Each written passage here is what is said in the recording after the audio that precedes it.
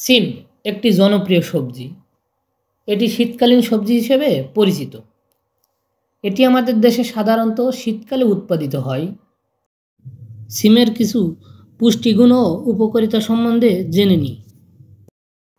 সিমে প্রচুর পরিমাণে প্রোটিন, ফাইবার, ভিটামিন আর মিনারেল বা পানি থাকে। প্রতি 100 গ্রাম সিমে পানি থাকে 86.1 গ্রাম, খনিজ উপাদান থাকে 0.9 গ্রাম, আঁশ থাকে 1.8 গ্রাম ও ক্যালোরি বা শক্তি থাকে 48 কিলো ক্যালোরি। এছাড়া সিমে রয়েছে প্রোটিন 3.8 গ্রাম, শর্করা আছে 6.7 গ্রাম, ক্যালসিয়াম আছে 210 মিলিগ্রাম। তাছাড়া লৌহ রয়েছে 1.7 মিলিগ্রাম। সিমের বিচি এটা শরীরের জন্য প্রয়োজনীয় প্রোটিনের চাহিদা মেটাতে সাহায্য করে।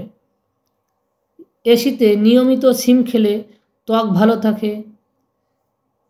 সিমের বিভিন্ন ধরনের পুষ্টিগুণও সিমের মধ্যে থাকা খনিজ চুল পড়া রোধ করে এবং চুলের স্বাস্থ্য সুরক্ষায় ও উল্লেখযোগ্য ভূমিকা রাখে। তবে সিমে ক্যালোরির পরিমাণ একটু কম থাকে, কিন্তু এতে আছে প্রচুর পরিমাণে protein, fibre, vitamin C, zinc ও মিনারেল।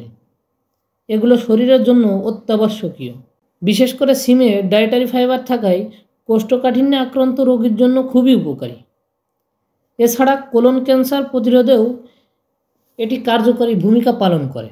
বিভিন্ন গবেষণায় দেখা গেছে সিমের পুষ্টিগুণ শুধু শরীরের রোগ প্রতিরোধ ক্ষমতা বাড়িয়ে দেয় না, এটা রোগকে শরীর থেকে দূরে রাখে।